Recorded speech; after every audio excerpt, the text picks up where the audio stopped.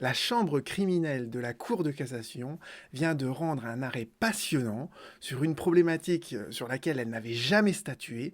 Et la question, elle est de savoir, est-ce que le micro-travail, c'est un véritable travail ou au contraire, est-ce que c'est autre chose que du travail?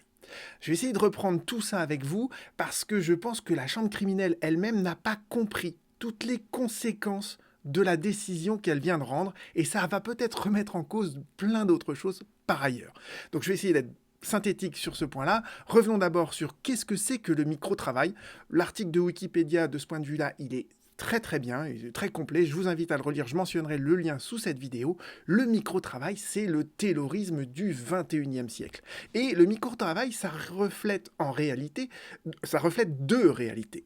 Vous avez d'abord, et c'est comme ça que c'est apparu, une plateforme, et c'est grâce à Amazon que c'est apparu, une marketplace sur laquelle il y a des gens qui acceptent de faire de toutes petites tâches en contrepartie d'une toute petite rémunération. Mais vous voyez, quand on fait plein de petites tâches, à la fin du mois, on arrive à dégager une rémunération qui est peut-être pas très importante, mais qui permet de vivre. Donc vous voyez que dans le cadre de l'ubérisation de la société, c'est un nouveau mode de travail, d'activité professionnelle que ce micro-travail. Et vous rédigez dans ce cas-là, vous voyez, des cours documentaires, vous cliquez sur des sites et je sais pas quoi, vous regardez des vidéos, vous faites des petites présentations PowerPoint, vous traduisez un texte, voilà. Donc ça, c'est le micro-travail. Et vous voyez bien que dans cette hypothèse-là, dans cette première acception qui est apparue, eh bien c'est bien une activité professionnelle dont on essaye de tirer un revenu pour vivre.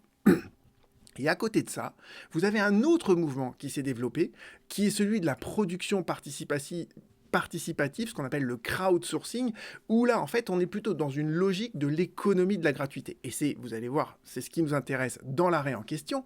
On était en présence de ce qu'on appelle le crowd marketing. Vous savez que dans ces cas-là, en fait, il y a des utilisateurs qui peuvent installer une application et dans laquelle ils vont enregistrer, en fait, leur mode de consommation. Et ça, c'est très important pour une marque parce que ça lui permet de savoir, en fait, comment sa marque, elle est perçue, comment, vous voyez, c'est une information directe, entre guillemets, de la part du consommateur qui revient à la marque. Donc ça peut être très intéressant pour une marque. Et on en arrive à notre arrêt donc, du 5 avril 2022 de la Chambre criminelle, où on était effectivement dans une histoire de crowd marketing, puisque vous aviez une société qui s'appelait les Clickwalkers, dont le site internet d'ailleurs ne marche plus aujourd'hui, qui proposait aux gens donc, de télécharger une application et ensuite les consommateurs donc vous voyez, quand ils faisaient leurs courses, entre guillemets, ils fournissaient des informations, ils prenaient des photographies, ils mettaient des avis, ils vérifiaient le prix, la visibilité des produits, etc. Donc c'était vraiment, on est dans du crowd marketing pur et dur, et c'était fait sur la base donc d'un volontariat.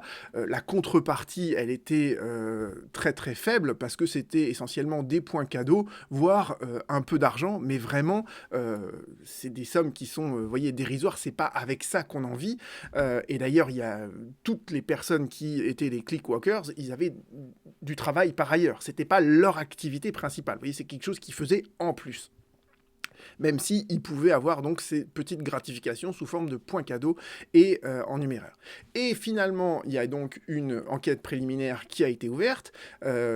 Et au terme de cette enquête, on a dit, en fait, là, on est en présence d'une situation de travail dissimulé. Alors, le tribunal qui avait statué en première fois avait dit non, c'est pas du travail dissimulé, mais la cour d'appel avait dit si, on est en présence de travail dissimulé. Et ce qui est drôle, en fait, c'est que toute cette instance pénale, elle s'est faite alors qu'il n'y avait pas de victime. Et ça, c'est important. C'est important parce qu'il n'y a aucun des Clickwalkers qui s'est constitué partie civile en disant oui, effectivement, on est bien dans une situation de travail dissimulé, je demande la reconnaissance de mon contrat de travail. De la même manière, l'URSSAF, qui est censé collecter, vous voyez, les cotisations sociales sur les rémunérations qui sont versées dans le cadre d'un contrat de travail, l'URSSAF, elle ne s'était pas constituée partie civile. Donc en fait, vous voyez qu'il y a une procédure pénale sans victime. Ça arrive, mais c'est quand même, ça vous montre que il y avait un certain décalage, entre guillemets, entre la problématique devant la juridiction pénale et la réalité où on est en train de sanctionner une infraction dans laquelle il n'y a pas de victime. Bon. Que nous dit la Cour de cassation ? Eh bien, la Cour de cassation, son raisonnement, il est somme toute, très pédagogique. Et c'est pour ça que je fais aussi cette vidéo, c'est que ça vous rappelle en fait ce que j'ai déjà expliqué à de nombreuses reprises, notamment dans le cours que j'ai fait à mes étudiants sur le contrat de travail et l'ubérisation de la société. Je vous renvoie là-dessus. Je reviens très vite sur la problématique en question. Quand on est en présence de travail dissimulé, d'une situation de travail dissimulé par la dissimulation d'un emploi salarié, eh bien en fait, le ministère public doit démontrer qu'il y a bien un contrat de travail. Le travail dissimulé, c'est bien un contrat de travail qui n'a pas été déclaré. Et pour qu'il y ait un contrat de travail, il faut qu'il y ait un lien de subordination. Et le lien de subordination, c'est l'arrêt Société Générale dont je vous ai parlé à plein de reprises. Pour qu'il y ait un lien de subordination, il faut qu'on arrive à identifier 3 pouvoirs du donneur d'ordre vis-à-vis du travailleur, le pouvoir de donner des ordres et des directives, ça c'est le pouvoir de direction, le pouvoir de contrôle, contrôler comment ces ordres et ces directives ont été exécutés, et enfin le pouvoir de sanction, et la sanction ultime, c'est évidemment la rupture du contrat. Donc ça, c'est le premier appel que nous fait la Cour de cassation. En matière de travail dissimulé, on applique l'arrêt Société Générale de 96. Ça, c'est pas une découverte. Deuxième chose que nous rappelle la Cour de cassation, elle nous dit, depuis l'arrêt d'Assemblée plénière de 83, l'arrêt Barra, d'accord, on sait que les maquillages juridiques, le juge ne doit pas en tenir compte. Donc, peu importe comment ils ont la dénomination qu'ils ont donnée à leur contrat de prestation de service ou bien de bénévolat, etc. D'accord, le juge, il n'en tient pas compte. La seule chose qu'il va regarder, c'est les conditions de fait dans lesquelles s'exécute l'activité en question. Et si cette activité, factuellement, elle fait apparaître qu'on a le pouvoir de direction, le pouvoir de contrôle et le pouvoir de sanction, alors ces conditions de fait, elles font apparaître un contrat de travail. Et qu'est-ce qu'elle est donc là, ça c'est les règles juridiques qui s'appliquent. Quel est maintenant le raisonnement qui a été suivi par la Cour d'appel ?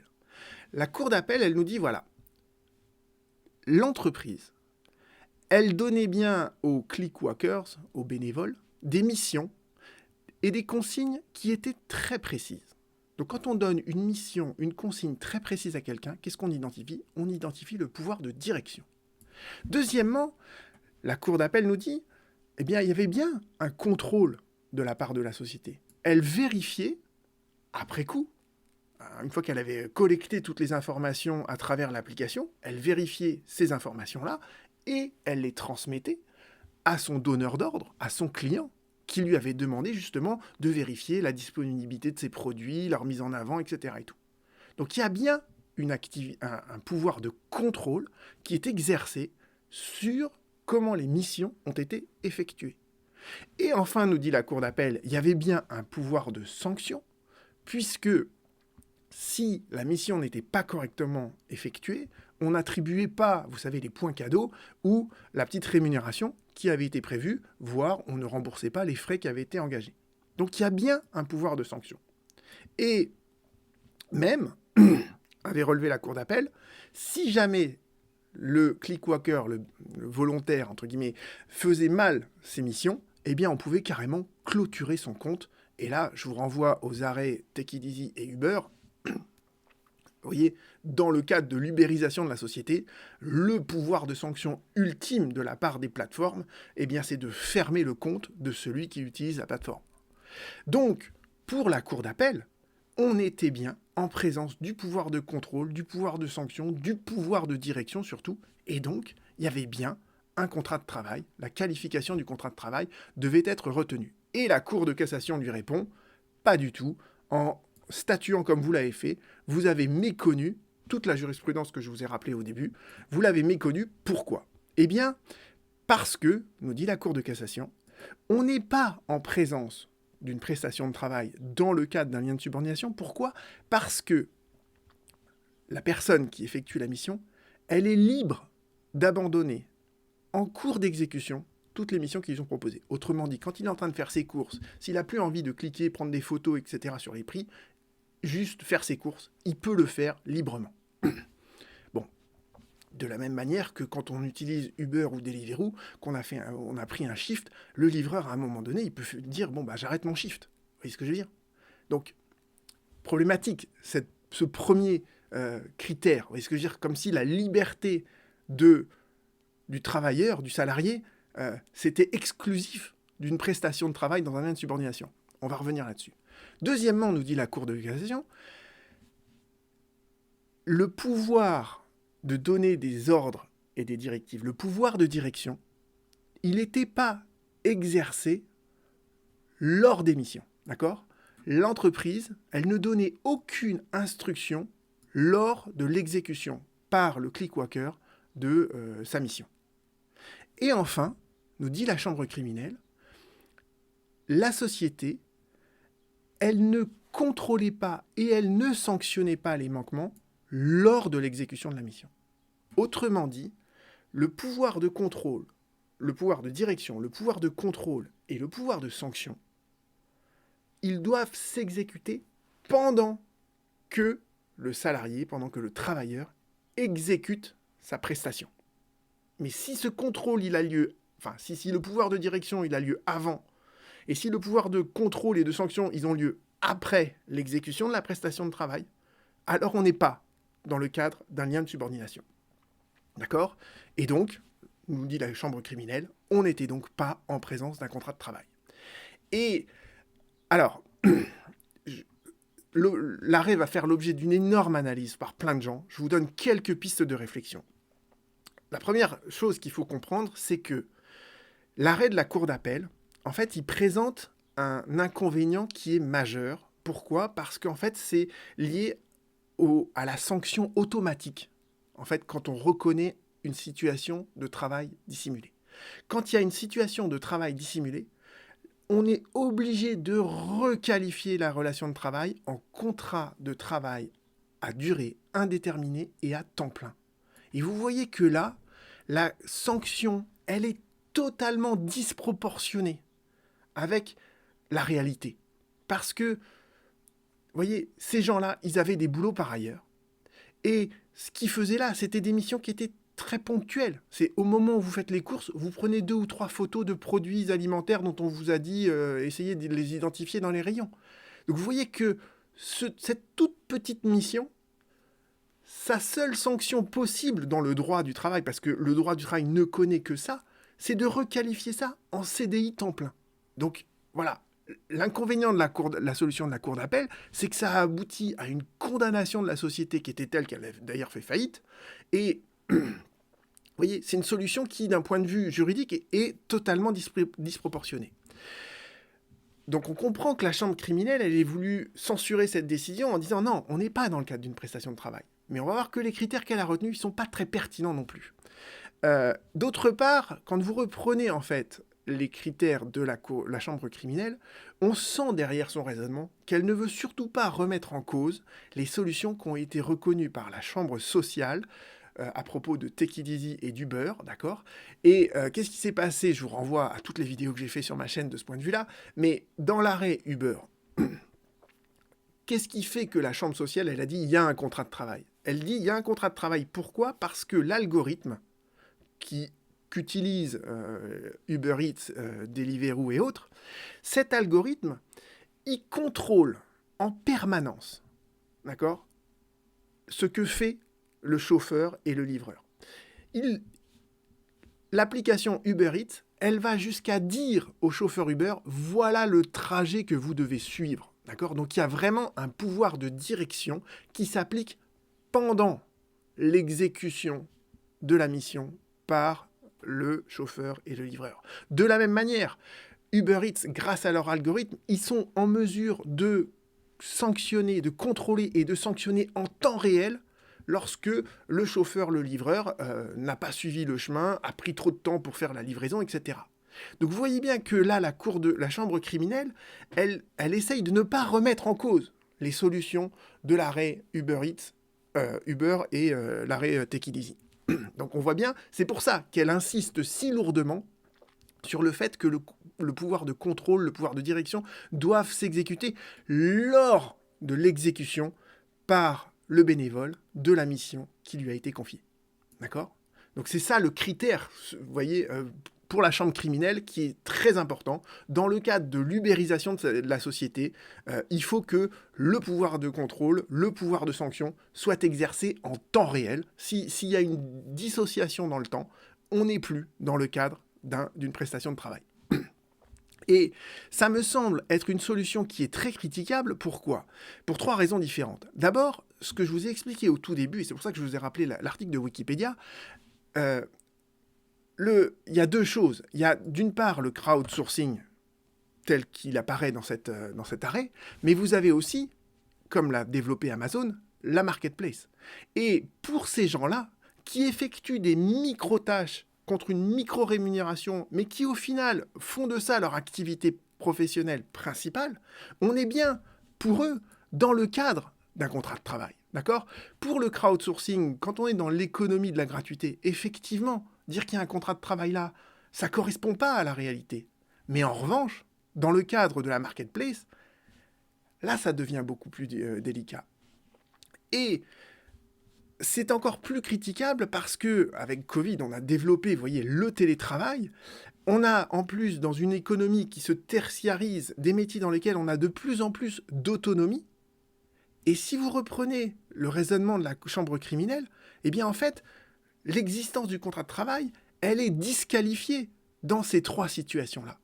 Parce que quand vous êtes en télétravail, d'accord, l'employeur, il vous donne votre mission à l'avance.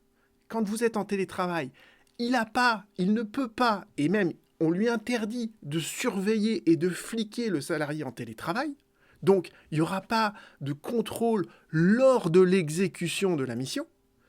Et pareil, le pouvoir de sanction, il intervient derrière.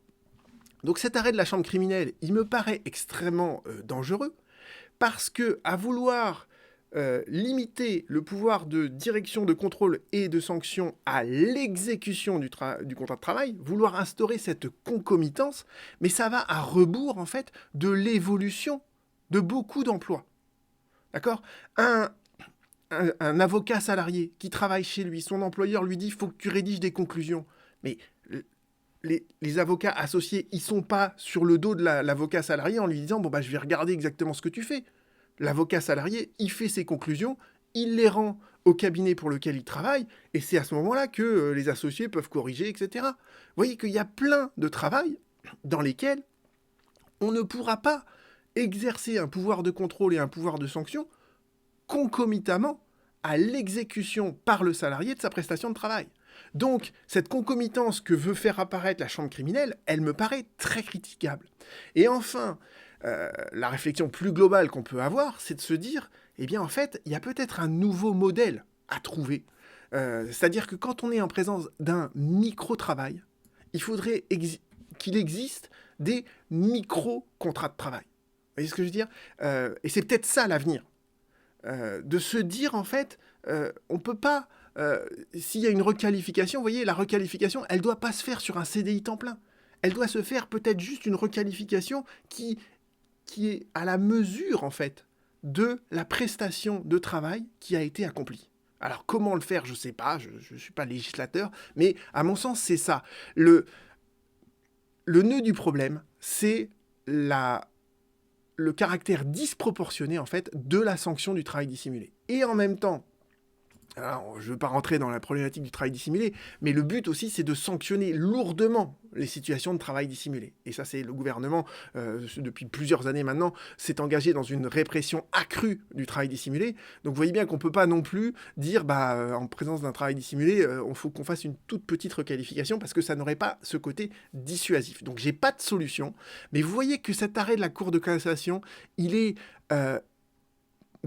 passionnant parce que en fait, il nous renseigne sur un aspect de l'ubérisation de la société qu'on ne connaissait pas et que le droit n'avait pas appréhendé. Et je ne suis pas sûr que la manière dont la chambre criminelle a essayé d'appréhender cette problématique, elle est très satisfaisante. Elle l'est certainement pour le crowdsourcing, pour l'économie de la gratuité et tout ce qui est plateforme de production participative. Mais en revanche, pour tout ce qui est marketplace, là, je pense que la solution de la Cour de cassation, elle est très discutable. On se retrouve bientôt. Merci pour votre écoute.